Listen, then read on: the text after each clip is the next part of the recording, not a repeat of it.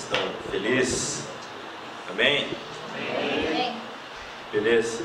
Vai rolar água lá, Arthur? Tem 90. Gente, é muito bom estar aqui, já falei isso pela manhã. E é uma alegria, na verdade, foi um tempo muito precioso esses dias aqui, que nós tivemos aqui. Obrigado, Bruno. Deus te unja, cara. Aleluia, garoto. E, gente, foi um tempo muito bom, foi bom rever amigos, foi bom rever o Arthur, 90, né, para nós. Não sei se ele já contou a história aí, um dia ele conta, né, o pastor Arthur aí, que para nós é o 90, né. Foi bom rever os outros pastores que estiveram aqui, e foi um tempo assim, como o 90 falou, foi um tempo assim de muita ministração de Deus também no meu coração. Foi um tempo de aprender muitas coisas com os meus queridos irmãos, de aprender aqui com essa igreja. Eu falei para o Arthur e falei aqui de manhã, que na quinta-feira, quando a gente chegou aqui na igreja, a gente veio de Ponta Grossa, né, e agora com um bebê assim pequeno, a logística é bem diferente, né? Então não é só você levantar e sair de casa, você tem que levantar, você tem que dar de mamar para a criança uma hora mais ou menos, você tem que dar um banho, né? Daí na hora que ela tomou banho, ela vomita na roupa, aí você tem que dar... E assim vai, aí depois ela quer mamar de novo. Então a gente demorou um pouco para chegar em Curitiba. E a gente chegou aqui, cara, e foi muito legal entrar aqui e ver esse salão tomado de jovens, adorando a Deus, celebrando Jesus. Um tempo aqui de oração que a galera está vivendo, e desde aquele momento o nosso coração começou a ser muito ministrado nesse tempo aqui. Bom, nossa conferência então chega ao final, né? E o nosso tema então é lealdade. Mas o que é lealdade, né? O que essa palavra significa?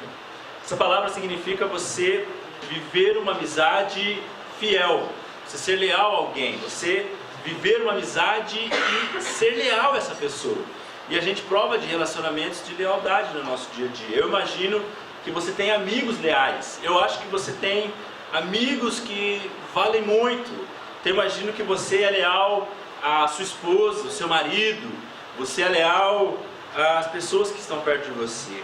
E quando o Arthur me escreveu lá, né, falando da conferência que ia rolar, cara, eu fiquei muito feliz assim de estar aqui. Porque assim, puxa, cara, que legal ter esse tempo. Também fiquei muito honrado de poder pregar aqui, mas mais do que isso, eu fiquei muito feliz de reencontrar amigos que são muito importantes. E aí, gente, todo mundo precisa ter amigo, todo mundo precisa ter um amigo. Como já diria o profeta Milton Nascimento, né? Amigo é coisa para se guardar do lado esquerdo do peito. Amém? Aleluia! Profeta, gente, se não conhecer, tá lá na Bíblia aí, né? E a Bíblia vai falar muito, gente, de amizade. A Bíblia vai falar de amizade, a Bíblia vai trazer histórias de amizade, e a Bíblia vai trazer muitos textos que falam de amizade.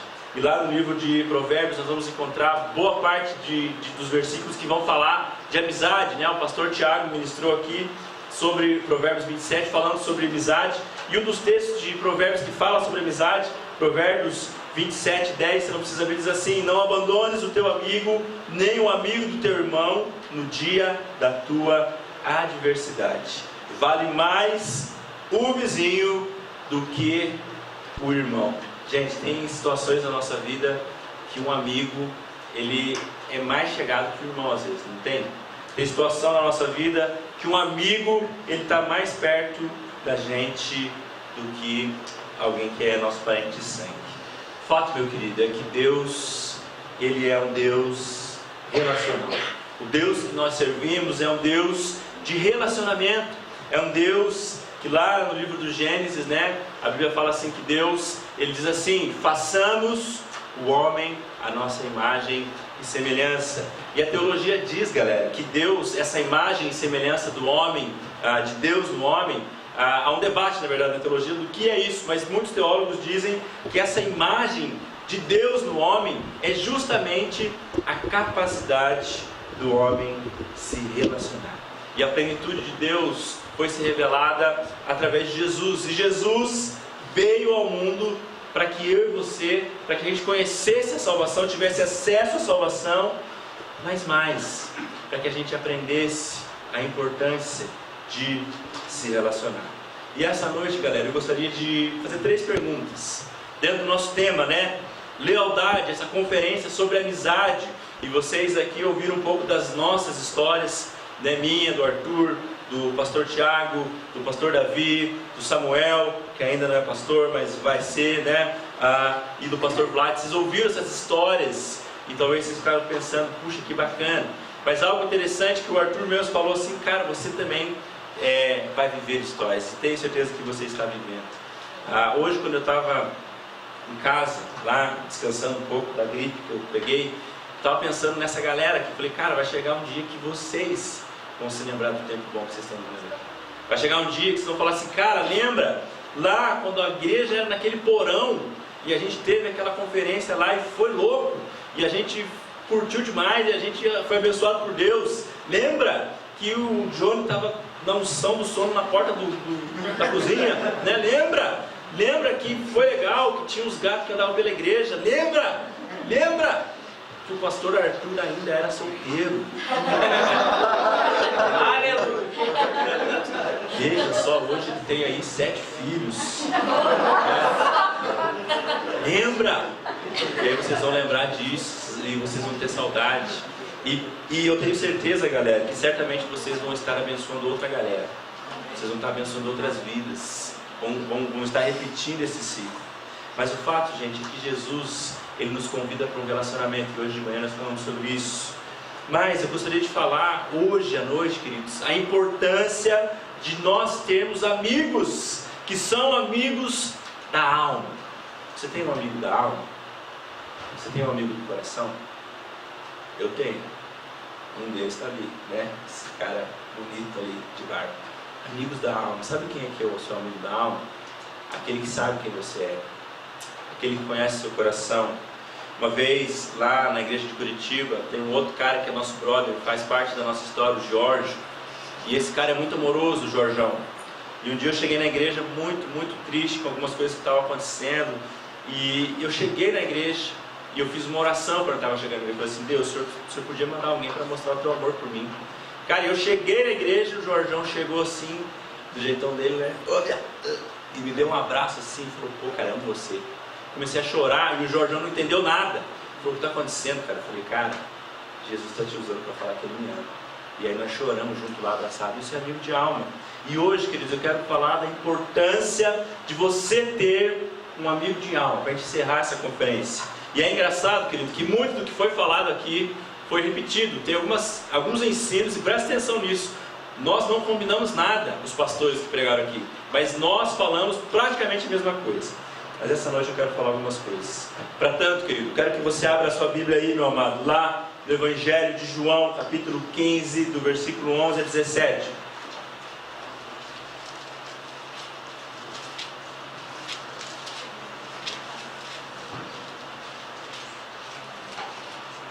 Evangelho de João, capítulo 15, dos versos 11 a 17, galera. Todo mundo achou aí? Aleluia, glória a Deus. Diz assim, gente: tenho-vos dito essas coisas para que o meu gozo esteja em vós e o vosso gozo seja completo. O meu mandamento é este, que vos ameis uns aos outros, assim como eu vos amei. Ninguém tem amor maior do que este, de dar a alguém a própria vida em favor dos seus amigos. Vós sois meus amigos, se fazeis o que vos mando. Já não vos chamo de servos, porque o servo não sabe o que faz o seu senhor. Mas vos tenho chamado amigos, porque tudo quanto ouvi de meu Pai vos tenho dado a conhecer. E não fostes vós que me conhecestes a mim, escolhestes a mim. Pelo contrário, eu vos escolhi a vós outros, e vos designei para que vades e deis fruto, e o vosso fruto permaneça, a fim de que tudo quanto pedirdes ao Pai em meu nome, Ele vos conceda. Isso vos mando, que vos ameis uns aos outros. Glória a Deus. Vamos orar, meus queridos, mais uma vez. Pai querido, obrigado por essa noite, obrigado por esse tempo que nós temos vivido desde quinta-feira, Deus. tempo precioso, tempo poderoso da ministração do Senhor em nós e através de nós. Eu vi muita gente aqui, Deus ministrando na vida do outro, amigo ministrando na vida de amigo. Obrigado por isso, Deus. Obrigado por esse tempo, obrigado por essa igreja, obrigado por esses irmãos, obrigado por esse ministério, obrigado pela vida do pastor Arthur, que tem sido bênção de Deus, o anjo dessa igreja. Obrigado por esse tempo. E agora, Pai, que a gente está aqui diante da Tua palavra que foi lida, será lida ainda outras vezes nessa noite. Que o Senhor possa ministrar o nosso coração com graça, com unção, com verdade, para a edificação do Teu corpo, Deus, e para a glória do Teu nome. E a despeito de mim, homem pequeno, frágil, limitado, Deus, que a Tua palavra seja aplicada aos corações, através da inspiração do Espírito Santo de Deus. Por isso, fala conosco, Deus, não através do homem, mas através da Tua própria palavra e do Teu Santo Espírito. Assim nós oramos, em nome de Jesus. Amém. Querido, presta atenção. Eu falei isso de manhã. Quando você estiver lendo a Bíblia, e principalmente os Evangelhos, você precisa ficar esperto, porque tudo o que Jesus faz é pedagógico. Tudo que Jesus fala é pedagógico. Jesus, na Bíblia toda, nos Evangelhos, ele nunca diz algo à toa. Às vezes a gente fala algo à toa, não fala? Às vezes alguém pergunta um negócio pra gente e fala assim, sei lá, a gente não se liga. Mas Jesus, em tudo que ele fala, ele tem um propósito. Jesus não solta frases ao vento, mas tudo que Jesus faz e fala traz ensino. E isso trazia ensino para a galera que caminhava com ele, os seus discípulos que andavam com ele, e a multidão que andava com ele, a galera que que perseguia ele. Tudo o que Jesus faz tem algum ensino. E aqui nesse texto há muito ensino para nós. Nós vamos ver esse texto, vamos ver outros textos da palavra de Deus, mas esse texto Deus ministrou no meu coração estudando para essa conferência, porque nesse texto Jesus chega para os seus discípulos e fala assim: olha galera, eu não chamo mais vocês de servos, mas eu chamo vocês de amigos. E aí, gente, talvez para nós isso aqui não faça muito sentido, né? Tipo assim, Jesus chamava os caras de servo, né? Não chamo vocês de servo, agora eu chamo vocês de amigo. Legal, né? Jesus falou alguma coisa interessante ali para eles. Mas nesse contexto, gente, ainda nesses dias, nos dias de Jesus, haviam escravos. Ainda no contexto de Jesus, nos dias de Jesus, haviam pessoas que eram escravos, e os escravos eram servos. E os servos, aquele que era um servo, ele simplesmente não poderia ter um relacionamento com o seu Senhor. Isso era impossível. Um servo não se relacionava com o seu Senhor. Mas o servo, ele não tinha vontade. O servo não dizia assim: meu Senhor, hoje eu quero tomar uma Coca-Cola, o Senhor dá uma comprada para mim? Não tinha isso. O Senhor falava assim: servo, né? A minha vontade será a tua vontade. E aí Jesus chega para os discípulos e fala assim: galera, vocês não são mais servos, mas vocês são amigos. Eu não vos trato como servos, mas eu trato vocês, galera, como meus amigos. E quando Jesus fala isso para os seus discípulos, talvez, e é por isso que eu digo que Jesus é muito pedagógico, às vezes a gente passa pela Bíblia e não percebe o que Jesus está falando. Cara, talvez os caras estavam ali sentados numa rodinha, tocando um violão ali, tocando ali um Te Adorar é Meu Prazer, e de repente Jesus fala isso, os caras, eles pulam, falam assim: o quê? O que ele falou? Ele falou que nós não somos mais servos, mas que nós somos amigos. E talvez aquele tenha sido um momento de quebrantamento, porque quando Jesus fala assim: olha, vocês não são mais meus servos, vocês são meus amigos, ele está dizendo assim: galera, nós estamos juntos. Agora vocês não caminham mais sozinhos, mas nós caminhamos juntos. Nós somos amigos.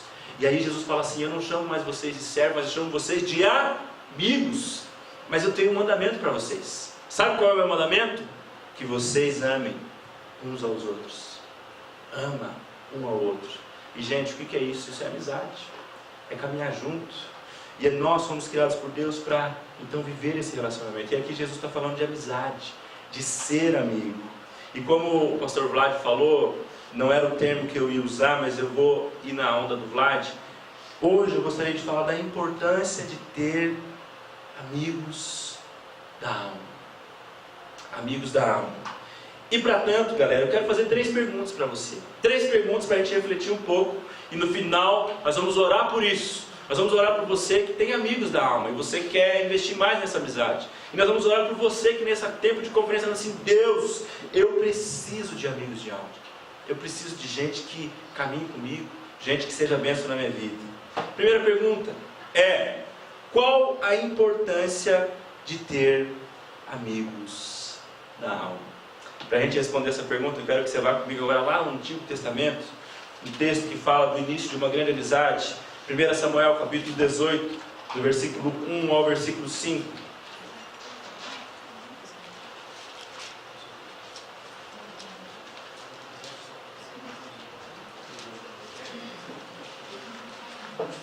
Samuel 18, de 1 a 5. Achou aí, irmão? Aleluia. Amém. Misericórdia. Vamos lá? Diz assim: sucedeu que, acabando Davi de falar com Saul, a alma de Jonatas se ligou com a de Davi. Jonatas amou como a sua própria alma. Saul naquele dia tomou e não lhe permitiu que tornasse para a casa de seu pai. Jonatas e Davi fizeram aliança, porque Jonatas o amava como a sua própria alma. Despojou-se Jonatas da capa que vestia e a deu a Davi, como também a armadura, inclusive a espada, o arco e o cinto. Saía Davi aonde quer que Saul o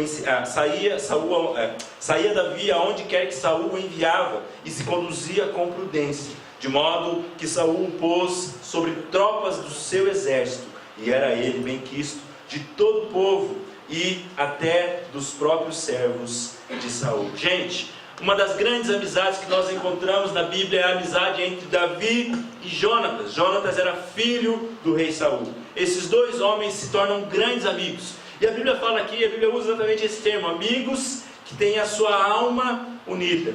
Mas, querido, qual é a importância de nós termos amigos de alma? Qual que é a importância de ter amigos? Você fala assim: pastor, a importância de ter amigo é a importância de, sei lá, quando eu estou precisando de um 100zão, eu vou lá e falo: cara, me presta 100 aí, né?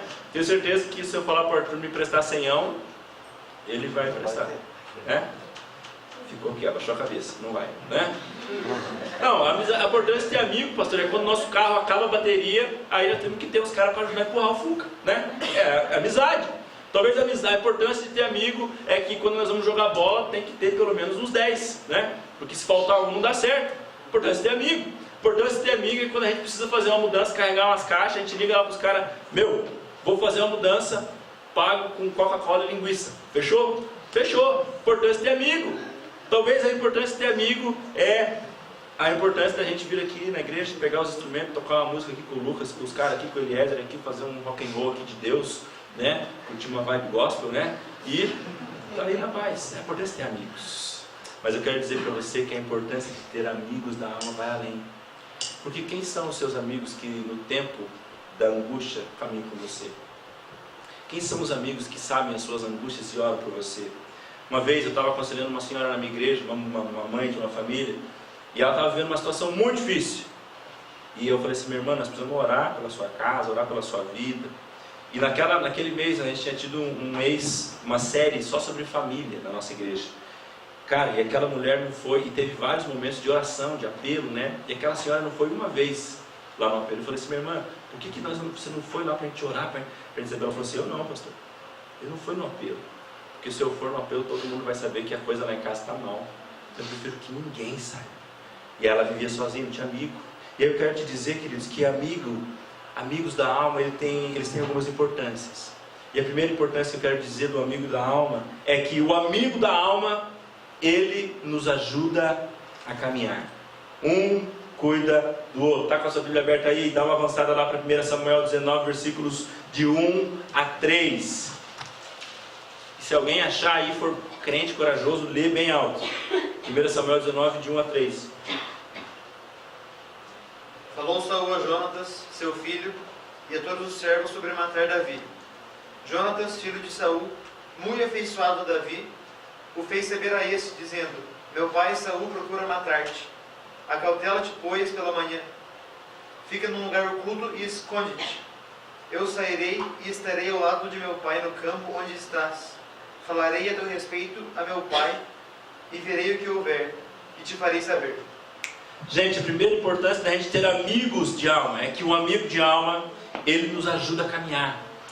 A gente falou muito aqui, né, da nossa amizade, eu, 90, o Samuel. Cara, mas tem algo que marca a nossa caminhada, é exatamente isso. Um cuida do outro. E eu lembro do tempo que nós estávamos no seminário, eu, o Tiagão e o Samuel, e mesmo que o Samuel ficou pelo caminho, e volta e meia a gente entrava em crise com o chamado pastoral, falava assim, cara, eu acho que não é isso. E sempre que alguém entrava em crise, o outro falava assim, não, cara, é isso sim, eu vou te dar apoio, eu vou te ajudar, e vou te levantar, e a gente vai cuidando um do outro. Né? A gente compartilhou aqui, muitos dos irmãos que estão aqui não estavam nos outros dias, mas a gente compartilhou que nós temos um grupo lá no WhatsApp, e esse grupo tem sido uma bênção para nós, porque a gente mora cada um num canto. Eu sou de Curitiba, eu falei aqui de manhã que cresci num bairro aqui perto, na Barreirinha, né? Talvez os irmãos aí conheçam, Barreirinha, na Paineiras, perto do Arroio, do lado do barranco, né? Aqui do lado. Então, se você já foi ali na Paineiras, é ali que a gente mora, que eu morava. Cresci aqui, mas há 6 anos eu moro em Ponta Grossa, pastoreio na primeira igreja presbiteriana de Ponta Grossa, jovens, adolescentes e pré-adolescentes. E é por isso que eu estou ficando careca, né? E eu passei essa galera lá. E a gente está longe, e aí o 90 está aqui, o Tiagão está em Araucária, o Samuel, que é o nosso outro amigo, está em Goiás, e o outro amigo nosso está em Limeira, São Paulo, e a gente está longe.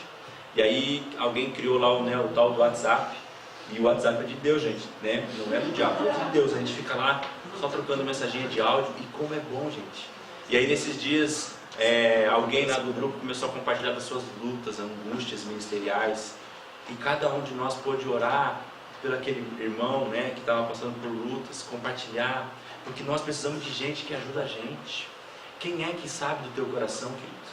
Quem é que sabe das tuas lutas? Ah, Jesus sabe, mas você precisa ter alguém que saiba. Você precisa ter alguém que está junto com você. E um amigo de alma é aquele amigo que vai te ajudar a caminhar.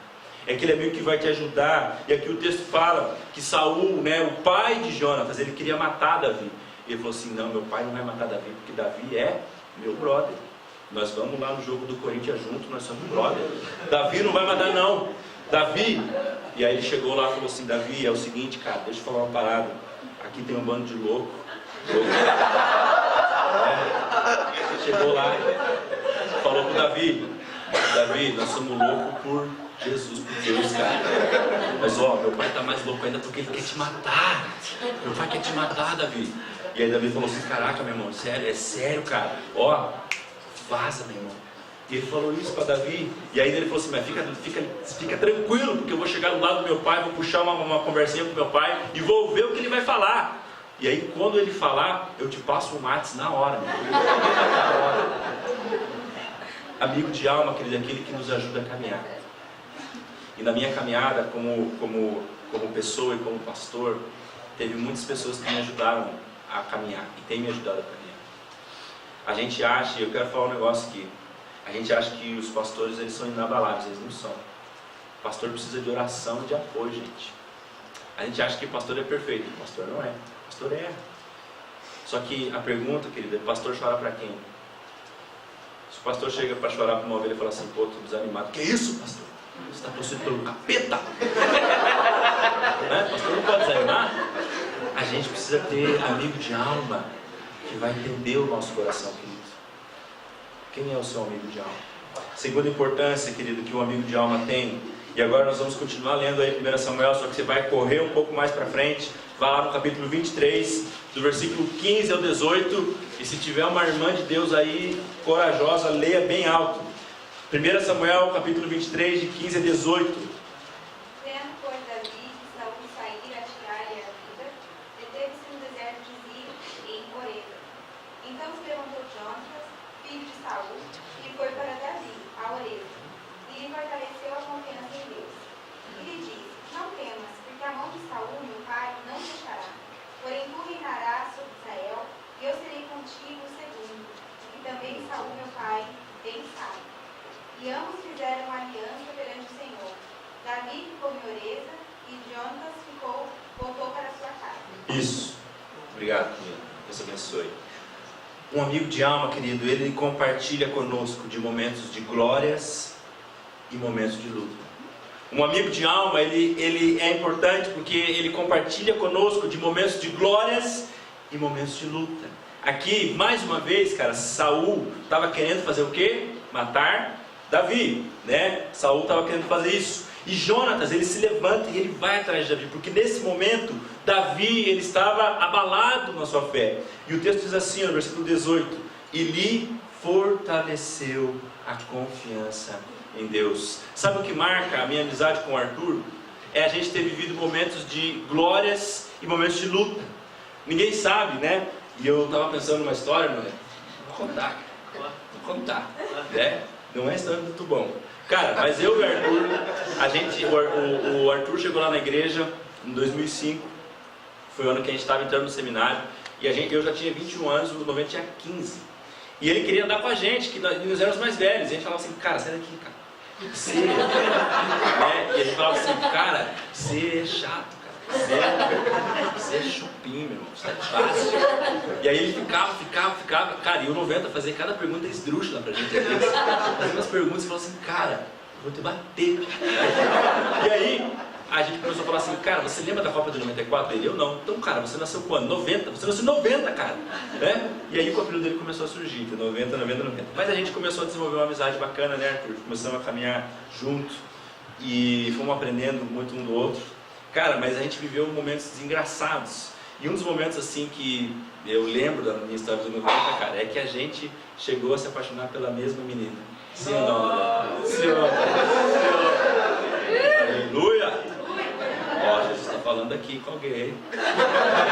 Cara, a gente se apaixonou pela mesma menina. A gente foi no acampamento, 7 de setembro e tal, e aí tinha uma menina lá da igreja nova, comecei a aproximar dela e tal. Uma love, né? Voltei todo apaixonado, cara. Passou uma semana no 90, cara, preciso te falar uma parada. Né? Eu, o que é, cara? Ele falou assim, eu tô gostando de uma menina. Cara, quando ele falou, Deus já me falou, é ela. E gente, e ele veio, eu falei assim, não, mas quem que é aí, cara? Ele falou o nome da menina. Eu, pô, cara, acho que não tem nada a ver aí, né?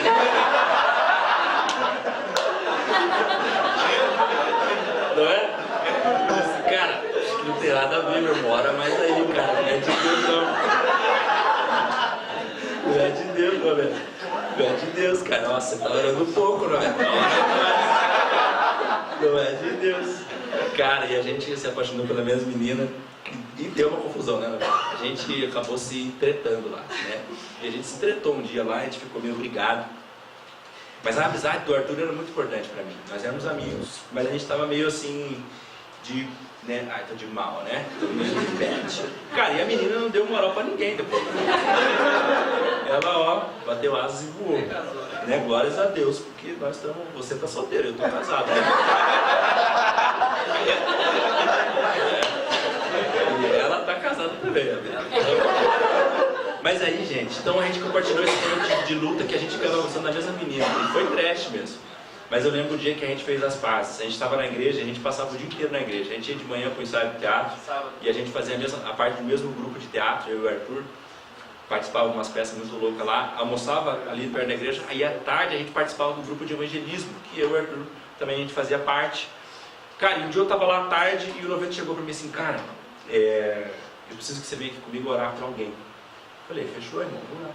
E aí a gente foi lá no portão da igreja, tinha um menino, uma criança, não sei se o 90 lembra disso, pedindo comida, um menino lá, e o Arthur já tinha conversado com ele, e o Arthur não tinha um centavo na carteira, e eu menos ainda, eu tinha uns 20 assim na minha conta poupança, né? E ele falou assim, cara, vamos dar comida pra essa aqui, vamos fazer mercado pra esse menino. Eu falei, cara, tem 20 reais, cara, né? Se bem que naquela época até dava, né? Hoje você compra um pão é 20 reais, né?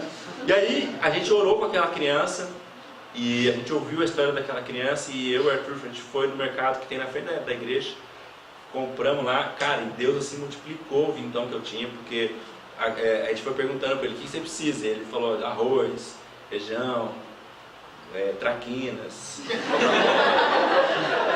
E ele foi falando assim, e a gente fez umas comprinhas para ele, estava com alguns irmãos, e tinha uma senhora. E a gente pegou aquelas compras, e eu e o Arthur, nós oramos por aquela criança. E eles foram embora.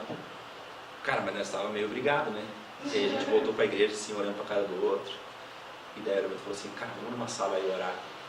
E nós fomos lá e oramos. E naquele dia a gente selou a nossa amizade de novo. A gente chorou junto lá, orou pela família. E nunca mais a gente brigou, assim, de não fazer mais amizade, né? A gente, de vez em quando, tem nossas divergências teológicas, mas nós somos brother, né? E aí, gente, amigo de alma é o cara que compartilha de luta com a gente. Os caras que marcaram a minha história são os caras que sabiam dos momentos das lutas da minha vida. E é os caras também que sabem dos momentos de glória. Os caras que estavam lá no dia do meu casamento, em 90, foi meu padrinho, né, de última hora. Samuel picou fundo, foi em 90, e eu sabia que o 90 ia topar, foi. Amigos que compartilham da crise, mas compartilham da glória. E Jonatas e Davi tiveram essa amizade. Tanto é, querido, eu não vou pedir para você abrir, mas depois, lá em 2 Samuel, a partir do capítulo 9, a gente vai ver que Davi, já rei, ele honra a vida de Jonatas. Jonatas já tinha morrido e ele cuida do filho de Jonatas, que tinha problema tinha um problema nas pernas, e ele cuida, né, do filho de Jonatas. Pergunta, querido, quem são os seus amigos de alma?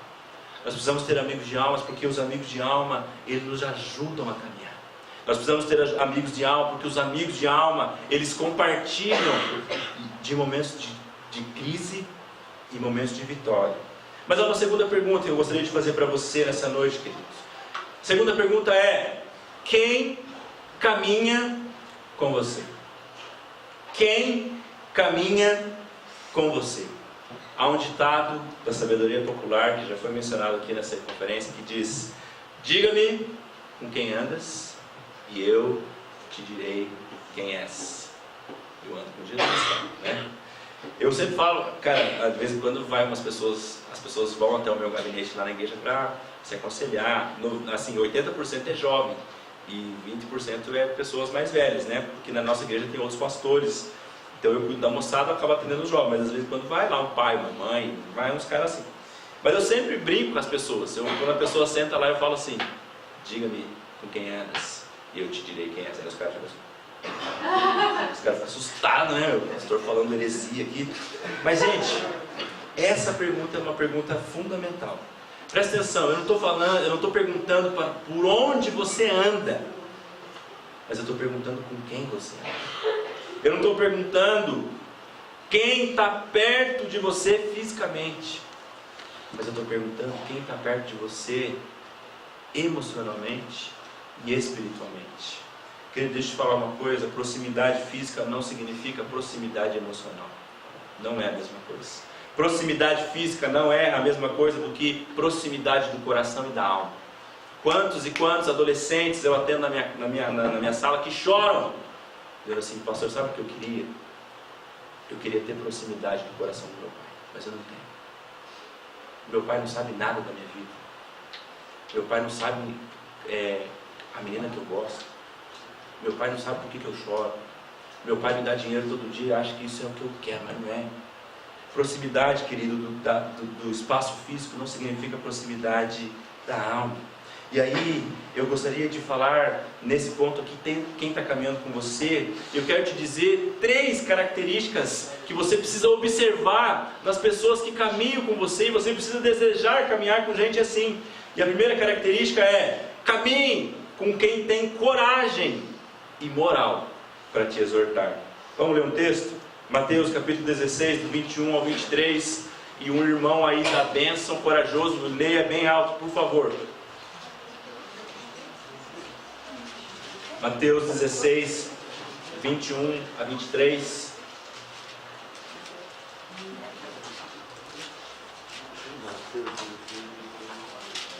Mateus 16, 21 e 23. Desde esse tempo começou Jesus Cristo a mostrar a seus discípulos que lhe era necessário subir para Jerusalém e sofrer muitas coisas dos anciãos, dos principais sacerdotes e dos escribas, ser morto e ressuscitado no 3º dia. E Pedro, chamando-o à parte, começou a reprová-lo, dizendo: tem compaixão de ti, Senhor, pois isto de modo algum te acontecerá. Mas Jesus, voltando-se, disse a Pedro: arreda, Satanás, tu és para mim pedra de tropeço, porque não cogita das coisas de Deus, e sim das dos homens. Aleluia. Obrigado, Lucas. Gente, nós precisamos caminhar com pessoas que têm coragem de nos exortar. O texto que nós lemos, Jesus está falando de algumas coisas que estão para acontecer, mas o interessante, gente, que alguns versículos antes, Jesus diz assim: gente, quem o povo diz ser o filho do homem? Daí os caras falam assim: pô, Jesus, os caras estão falando aí que tu é Elias. os caras estão falando aí que tu é um dos profetas, isso aqui, Jesus fala assim, e vocês? Quem vocês dizem que eu sou?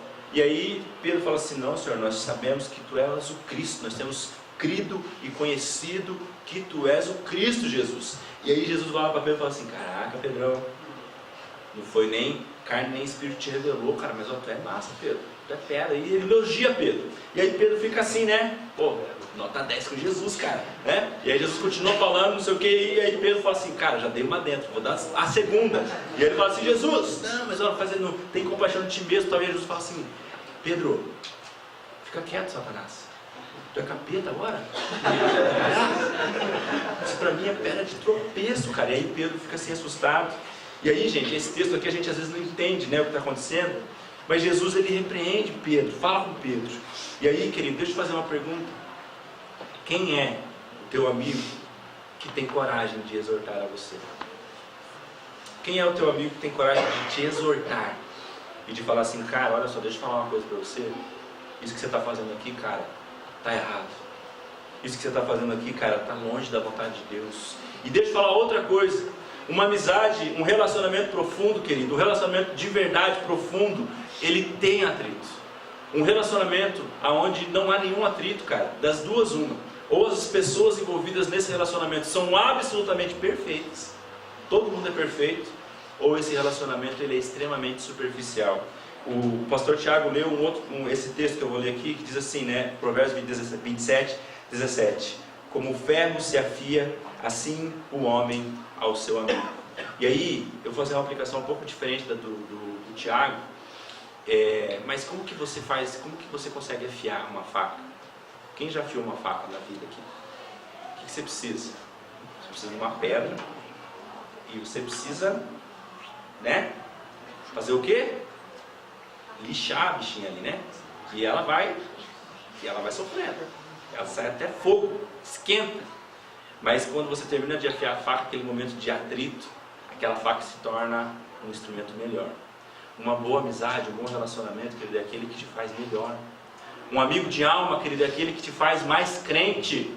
Um amigo de verdade é aquele que te faz mais parecido com Jesus. O casamento bom é aquele que te faz mais parecido com Jesus também. Aleluia, glória a Deus. E às vezes, querido, como eu sou pastor, na verdade quase ninguém me exorta, né? Vai chegar lá um moleque adolescente, ô pastor, você, né? Não acontece. Mas tem algumas situações que Deus fala comigo, né? E aí, cara, uma das pessoas que Deus usa para me exortar é minha esposa. E ela fala umas coisas, cara, que ninguém fala, né? E aí, meu irmão, aí tem que abaixar a cabeça e reconhecer que Deus está falando comigo. Um amigo de alma, um companheiro de alma é aquele que tem coragem de falar assim, meu irmão, deixa eu falar uma coisa, eu amo você, cara. Eu amo você. Mas, cara, certas coisas não dá. Entendeu? Eliezer, samba, cara, você tá de brincadeira, Eliezer. Brincadeira, Eliezer. Amigo de alma, querido, é aquele que tem a capacidade de te exortar. Eu tenho um amigo, e o nome desse amigo é Victor. Cara, eu conheci, esse cara é o único amigo que eu fiz pela internet, literalmente. Cara, esse cara é lá de Rondônia, e ele vinha para Curitiba, ele era da igreja presbiteriana lá, e ele vinha para cá estudar, e de repente, cara, ele começou a adicionar uma galera no arcaico Orkut, né? Se você se lembra. E aí, cara, esse cara me adicionou, tal dele, meu nome é Victor, tal, eu tô indo morar em Curitiba, e daí me adicionou na outra coisa arcaica, chamada MSN. Eu comecei a conversar com o cara, meio estranho e tal, aí eu vi que ele era um cara de boa, e foi o meu primeiro amigo, cara, pela internet, primeiro e único, na verdade, né? E aí, esse cara veio morar em Curitiba, a gente ficou muito amigo, e até hoje a gente é bem amigo. Cara, mas esse cara, bicho, como é um cara que tem um exorto assim, de uma maneira. Cara, esse cara já me deu umas 3 exortações assim da nossa amizade. Que, cara, sabe quando é de Deus? O cara te exorta de um jeito que você sabe que não é inveja, que não é orgulho. O cara está te exortando. Quem é a pessoa que tem essa capacidade na sua vida? Você precisa ter amigos que tenham essa capacidade, essa coragem e essa moral de exortar você. Jesus, ele fala para os seus discípulos, eu sou amigo de vocês. Eu não chamo vocês mais de servo, eu chamo vocês de amigo. Mas eu vou exortar quando preciso. Pedrão, mandou bem aquela hora, mas agora vacilou, Pedrão. Qual é que é, meu irmão? Tu é capeta agora? Para com isso. Segunda característica que um amigo da alma precisa ter, querido. Caminhe com pessoas que compartilham da sua dor. Vamos ler um outro texto, cara. Esse texto eu amo. João capítulo 11, do verso 33 ao 36. E se você achar aí e tiver coragem para ler, leia bem altão. Jesus, vendo-a chorar, e bem assim os judeus que a acompanhavam, agitou-se no espírito e comoveu-se, e perguntou: onde os sepultastes? Eles lhe responderam: Senhor, vem e vê. Jesus chorou. Então disseram os judeus: vede quanto o amava. Obrigado. Como é o seu nome, querido? Bruna. A Bruna que estuda? Estudou no Anjo Lúcio. Estuda? Estudei. Estudou. Que bom que você conseguiu sair de lá. Deus te abençoe. Eu tive essa experiência. Queridos, terceira lição de alguém que nós precisamos caminhar com pessoas que compartilham nossa dor. Esse texto aqui, queridos, é um dos textos da Bíblia que eu mais amo. Presta atenção. João capítulo 11 conta a história de um grande milagre de Jesus. Qual foi esse milagre? No começo do capítulo 11, Jesus está com seus discípulos e alguém chega assim: Jesus, aquele a quem amas está doente. Quem era esse cara? Lázaro. Esse mesmo. E aí Jesus fala assim: não, gente, eu vou chegar lá, mas eu vou dar um tempo aqui. Essa enfermidade é para a vida, mas eu vou para lá porque vai acontecer um milagre. Então vamos ficar aqui mais um tempo. E aí Jesus fica mais 2 dias onde ele estava. E aí Jesus vai para Betânia, que era a cidade onde morava o Lázaro. E quando Jesus chega em Betânia, ele chega até lá. Lázaro tinha 2 irmãs, Marta e Maria. A Marta era muito agitada, inquieta. Ela sai correndo até Jesus e fala assim: Jesus, é o seguinte, o Lázaro morreu, ele estava muito doente aqui, ele pegou uma gripe aqui, virou pneumonia, agora ele morreu, ele está enterrado, mas se o senhor estivesse aqui ontem, ele estava vivo, Jesus. E Jesus fala assim: Marta, não, Jesus, você não está entendendo, deixa eu falar. Eu agora ele morreu, Maria está chorando lá dentro, Jesus, eu estou nervoso aqui, porque o senhor não veio antes, ele morreu. Jesus fala assim: Marta, não, Jesus, Marta, calma, moleque. Eu vou ressuscitar, eu vou fazer um milagre. Eu não falei que todo aquele que crê em mim, mesmo que morra, viverá? E aí ela fala assim: sim, Jesus, eu creio que no último dia todos vão ressurgir. Não entendeu nada, não entendeu nada. E aí Jesus vai e tal: tá bom, Marta, você está muito quieta. Cadê Maria? E ele vai lá, chega lá, e Maria era mais calma. Lembra de Marta e Maria? São essas duas. E aí Marta estava lá sentada, tomando chazinho, e falou assim: Jesus morreu, menino. Foi gripe, foi dengue, não sei, morreu. Tá aí, tá feia a situação, tá morto esse menino. E aí Jesus fala assim: Marta. E ele fala para Maria assim, e aí ele fala: Maria, onde que sepultou o cara? E gente, e aqui eu quero falar um negócio que é muito importante. Jesus, ele chega até naquele lugar e ele conversa com Marta, depois com Maria. Ele não fala nada para Maria e ele só fala assim: aonde sepultaram? E Jesus começa a comover-se com aquela situação. Você já foi em velório? Cara, esses dias, um dia antes da minha filha nascer, eu estive num velório de uma criança de 5 anos de idade. Uma criança de 5 anos de idade. Uma criança ela não era da nossa igreja, ela era de uma outra igreja presbiteriana da cidade. Ela ficou lutando contra o câncer durante 2 anos. 5 anos de idade. Cara, que coisa triste. Foi o primeiro velório que eu fui de uma criança como pastor. Muito triste. E eu chorei lá com aquela família. Essa família nem era próxima de nós. Mas depois da doença da filha, se tornou muito próxima. Nós fomos orar lá, oramos com a família, oramos com o pai, com a mãe, com os avós. Gente, que coisa triste. Uma criança de 5 anos aí no caixão. Jesus chega no velório, na verdade Jesus chega não é velório, já está sepultado. E aquele ambiente era um ambiente de tristeza, era um ambiente de caos, era um ambiente de abatimento, era um ambiente de tristeza, era um ambiente de choro. E aí Jesus chega lá e ele começa a olhar tudo aquilo, e ele começa a se comover, e fala assim: aonde está Lázaro? Onde sepultaram Lázaro? Jesus vem ver. E quando ele chega na porta do túmulo de Lázaro, a Bíblia diz que Jesus chora. Mas aí eu tenho uma pergunta para você, meu querido. Se você for ler lá na sua casa o texto de João 11, quando Jesus recebe a notícia que Lázaro está morto, ele fala assim, que vai ressuscitar Lázaro. Ele fala. Quando ele encontra Maria, ele fala que ele vai ressuscitar Lázaro. E gente, por que então que ele chora? Jesus é Deus, ele sabe todas as coisas, ele sabe o que ele vai fazer. Por que ele não chegou e falou assim: gente, calma, ninguém chora não, para de chorar, Marta. Maria. E ele já fez uma oração assim: pode abrir, não vai nem feder, gente, guarda o bom ar, abre. E aí sai Lázaro lá, numa boa, cantando uma música de Deus. Jesus poderia ter feito isso, sim ou não? Ele não tem poder para isso? Mas então por que Jesus chorou, meus queridos? Por que ele chorou? Sabe por quê, meu amado? É porque Jesus ele compartilha da mesma dor daquela família. Jesus compartilha das suas dores, querido. Jesus não apenas olha para você e diz assim, coitado do meu filhinho que está sofrendo, mas Ele chora as suas lutas. Ele chora. E a gente gosta, né? A gente cantou uma música que fala que amigo que como é bom ter um amigo como Jesus. E esse amigo chamado Jesus, ele chora pelas suas lutas. Esses dias eu atendi um menino na minha sala e esse menino, ele se converteu de uma maneira incrível na nossa igreja. Esse menino foi para a igreja de uma maneira totalmente miraculosa, e ele veio para a igreja e ele se converteu e ele foi na minha sala e falou assim, pastor, eu quero que a minha família inteira venha para a igreja. E nós começamos a orar e a família dele toda veio para a igreja. Mas esses dias ele me procurou e ele falou assim, pastor, eu preciso conversar. E ele sentou na minha sala e ele falou assim, pastor, eu não aguento mais. Eu falei, não aguento o quê, meu querido? Ele falou assim, desde que a minha família veio para a igreja, lá, as coisas lá em casa estão indo de mal aqui, ó. Meu pai perdeu o emprego, minha mãe perdeu o emprego. E não é que nós estamos passando dificuldade, nós estamos passando quase uma situação de miséria. Meu pai está tendo que vender as coisas de casa para comprar comida. E eu estou me perguntando, pastor, porque faz 2 anos que eu estou orando e eu estou perguntando assim, cadê Deus? Cadê Deus, pastor? E aí esse menino, e ele assim, cara, sabe aqueles caras meio bomber, né, musculoso assim, cara macho, ele começou a chorar na minha frente, que nem uma criança. E eu ali conversando com esse menino, eu falei assim, cara, eu não sei como te responder isso, porque eu não sei cadê Deus nesse momento. Ele está em algum lugar, mas eu tenho certeza que Ele não perdeu o controle da tua história. Eu sei que Ele é soberano, nós temos que continuar orando. E a única coisa, queridos, que eu pude fazer com aquele menino da minha mocidade, ministro de louvor da minha galera, foi chorar literalmente com ele. Eu abracei o William e nós começamos a chorar e orar juntos. E na segunda-feira apareceu uma oportunidade de emprego com o pai dele, e o pai dele está no processo seletivo e nós estamos orando para que dê certo. Na segunda-feira, isso foi na quarta-feira, na segunda-feira Deus respondeu a oração. E aí eu chorei com o William e eu falei assim, William, tem vezes que a gente não tem o que fazer, só chorar, porque Jesus chora com a gente. Meu irmão, qual é o teu amigo que chora com você? Você precisa ter amigo de alma que chora as suas lutas.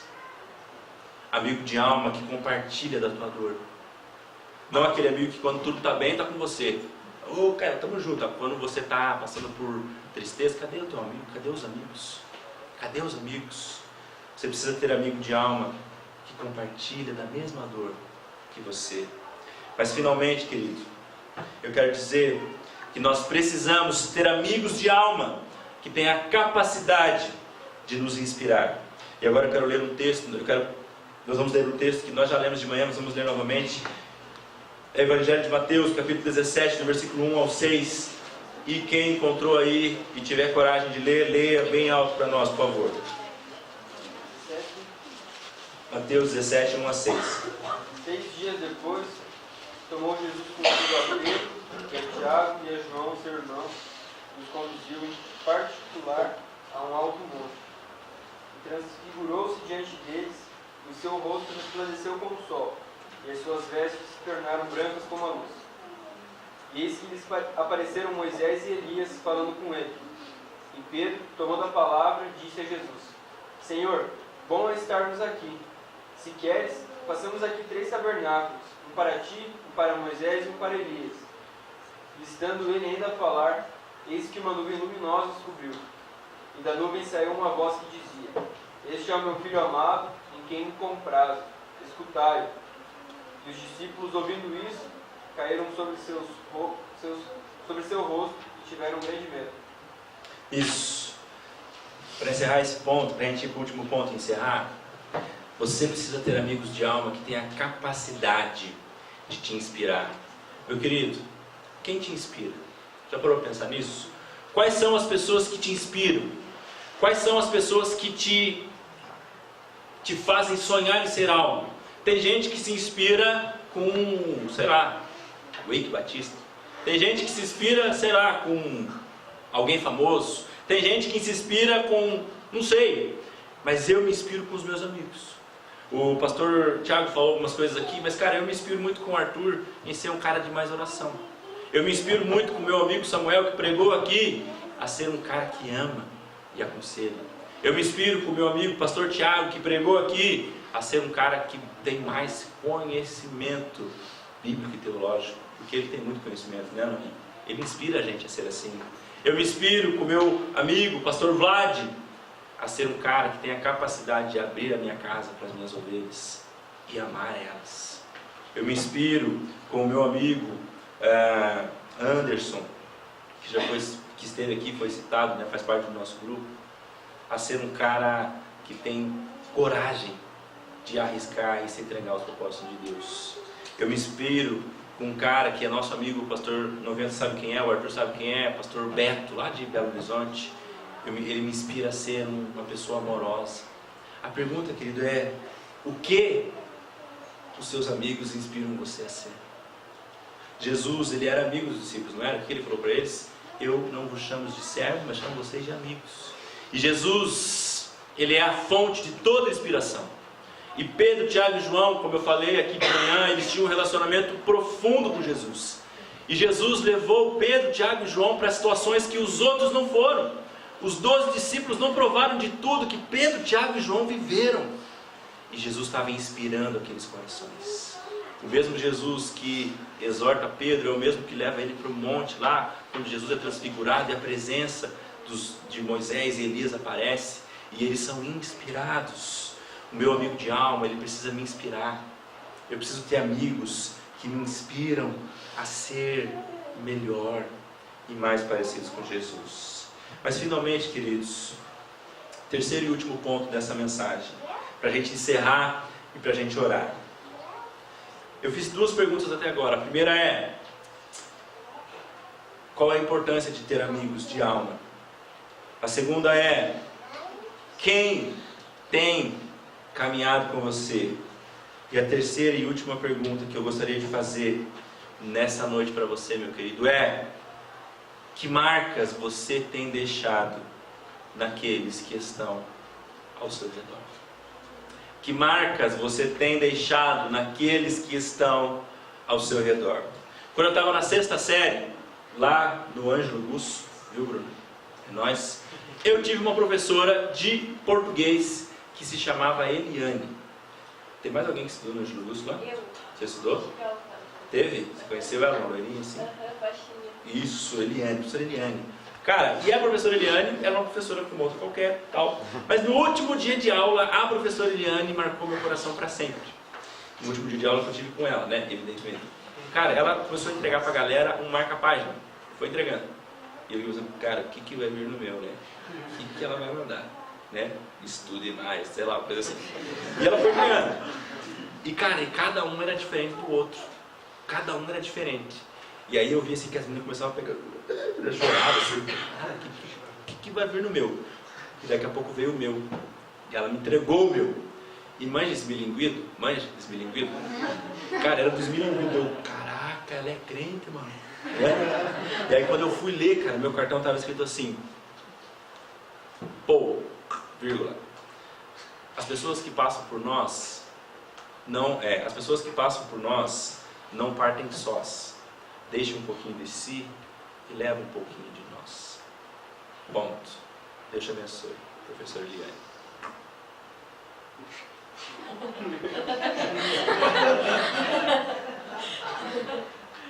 Professor Eliane. Isso. Cara, aí essa frase, eu não sei onde foi parar esse cartão, mas eu guardei a frase. Querido, a todo tempo nós estamos marcando a vida de alguém.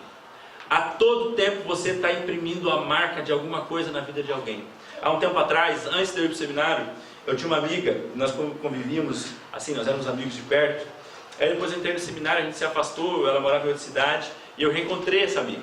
E quando eu reencontrei ela falou assim: nossa, você está diferente. Eu falei: por quê?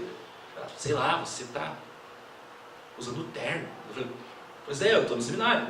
Não, mas você está assim mais amadurecido, tá pregando, né? Deu, pois é, você tá igual, né? Desculpa. Não, brincadeira, não falei isso, cara. Cara, e aí naquele dia eu percebi assim, cara, olha que louco. Presta atenção que eu vou falar, que é muito sério. Cara, Jesus está mencionando na nossa vida o tempo inteiro, amém? Aleluia. E nessa caminhada, cada dia mais nós vamos evoluindo e nós vamos melhorando, nós vamos nos aproximando de Jesus. E a nossa caminhada, ela tem que ser melhor amanhã do que ela é hoje. Amém? E nesse processo nós vamos evoluindo, talvez a gente não vai percebendo o que Deus vai fazendo na nossa vida. E nesse dia, quando eu encontrei com essa amiga, eu pensei, cara, que louco, né? Porque pra mim, eu tô igual ao que eu era há 4 anos atrás. Mas ela está dizendo que eu mudei. E cara, que louco, que bom que eu encontrei ela, porque agora ela tem essa impressão de mim, e ela guardou essa imagem de mim, e essa marca ficou no coração dela. Porque senão, cara, ia ficar aquela marca lá do passado, e não era muito legal, né? Eu era meio, mano, hip hop, e não era legal. E mudou. A pergunta é, que marcas você tem deixado na vida das pessoas que andam com você? Que marcas? Sabe o que me marcou, querido? Como eu já contei para vocês pela manhã, quem estava aqui, eu cresci na igreja, né? Meus pais estão aqui, minha mãe e meu pai estão aqui. Meu pai sempre batia lá de manhã, acordar a gente para ir para a igreja. E a gente ia para a igreja, cara.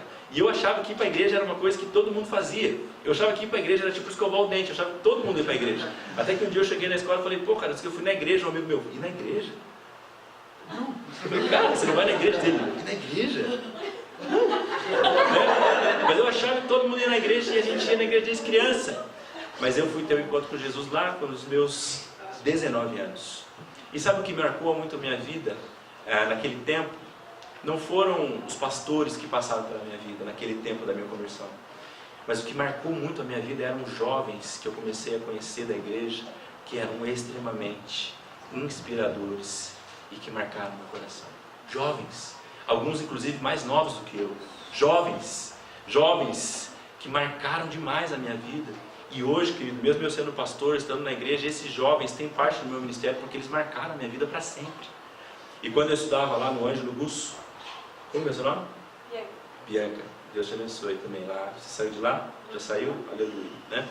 Você estudou no Ângelo? O Ângelo Gusso é bom, estou brincando. E quando eu estudava no Ângelo Gusso, quando eu estava, e foi justamente quando eu estava perto de me converter ali já no ginásio, né? Ensino médio, como é que chama agora? Nem sei. No ensino médio, no high school, né? High school. Cara, eu tinha uma menina que estudava comigo e essa menina ela era muito crente. O nome dela era Cristiane. E cara, sabe aquela pessoa que é crente mesmo? Crente de verdade. E eu era aquele cara meio, né, na igreja, mas no mundo. Cara, eu tinha uma mochila preta. E eu não sei se isso é moda hoje, mas naquela época, cara, na Zona Norte Barreirinha, nós era, né? Se você queria ser legal, cara, você tinha que pichar a tua mochila com Errorex. Se você fizesse isso, cara, você era o cara legal. E um dia eu tava pichando assim com aquela caneta Errorex, assim, escrevendo o nome de uma banda que eu curtia pra caramba, né? Uma banda que eu era muito fã. Escrevendo lá. Não, era Bros. Bros é do diabo que você gosta. Eu tava lá escrevendo, cara, o nome da banda assim, aí chegou essa menina. E ela falou assim, ela chegou, cara, depois do intervalo, ela falou assim, você é um idólatra. Cara, e começou a me detonar. E começou a falar um monte pra mim, se você é idólatra, isso é idolatria. Cara, eu comecei a ficar bravo com ela assim. E eu vou contar um negócio aqui da frente dos meus pais. E eu falei assim, menina, eu sou crente. E comecei a falar um monte de palavrão pra ela. E aí ela parou, olhou pra mim e fez assim. Isso aí foi isso. Cristiane. Mas a Cristiane, na verdade, querida, ela me incomodava com a presença dela. Porque ela amava muito Jesus. Ela me confrontava com a presença dela. Toda vez que eu estava perto da Cristiane, eu achava que eu era uma porcaria de um cristão. Justamente por viver essa vida meia boca. E um dia, a Cristiane marcou a minha vida para sempre. A gente estava numa aula de prosa e verso. E cara, nessa aula, a professora falou assim, ó, agora é o seguinte, nós vamos ter uma aula de prosa e verso, e cada um, vocês vão dividir em duplas e vão escrever uma música.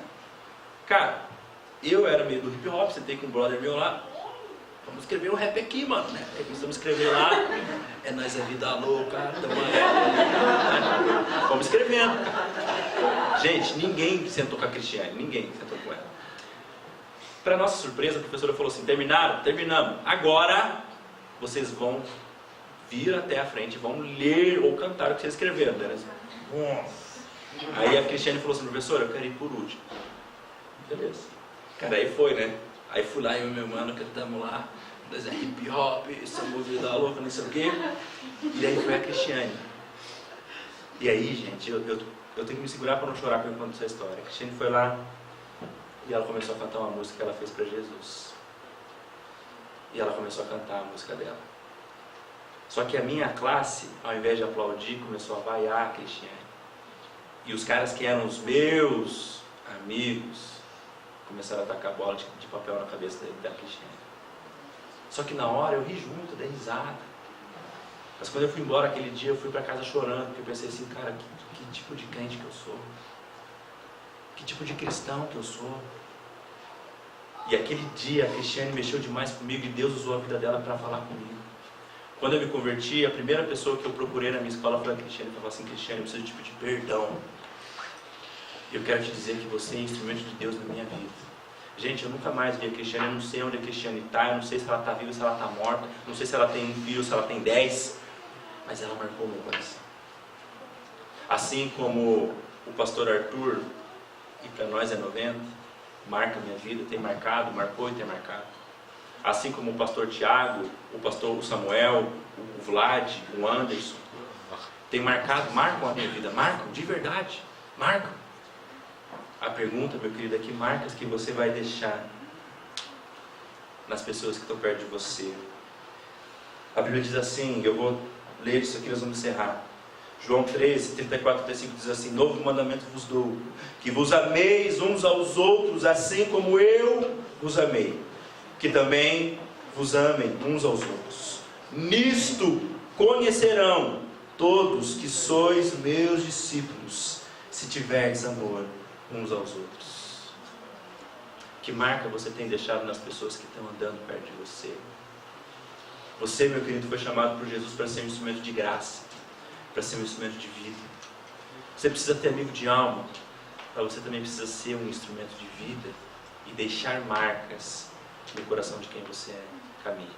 Nós vamos cantar, o pastor Arthur vem aqui, enquanto ele se pôs, não sei se é você ou não, é os caras aí, os manos. Então, a gente vai cantar uma canção. Enquanto a gente canta essa canção, eu gostaria que você, ainda sentado, baixasse sua cabeça, fizesse a sua oração. E depois da oração, eu quero convidar o pastor Arthur para orar por você. Amém? Deus abençoe, galera. Foi um prazer muito grande estar com vocês.